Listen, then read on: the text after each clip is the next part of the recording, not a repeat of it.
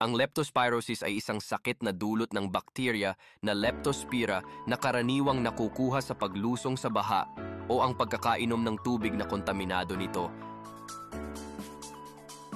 Ang mga senyales at sintomas ng pagkakaroon ng leptospirosis ay ang lagnat, pamumula ng mata, hirap sa pag-ihi, pananakit ng tiyan, ng kalamnan at pananakit ng ulo.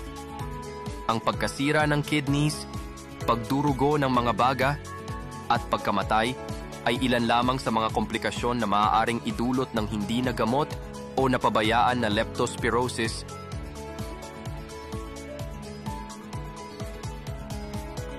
Sa papaanong paraan natin maiiwasan ang nasabing sakit?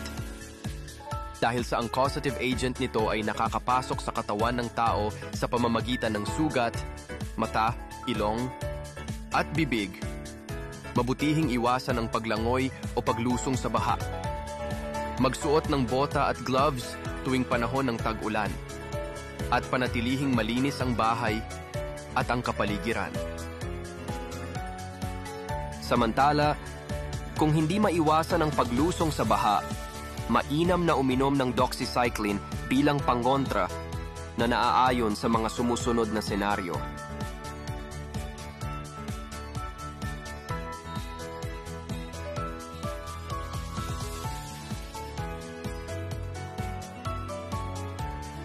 Para sa mga katanungang pang-medikal at pangkalusugan, sumangguni lang sa Air Force City Hospital o sa pinakamalapit na military treatment facility or health center sa inyong lugar.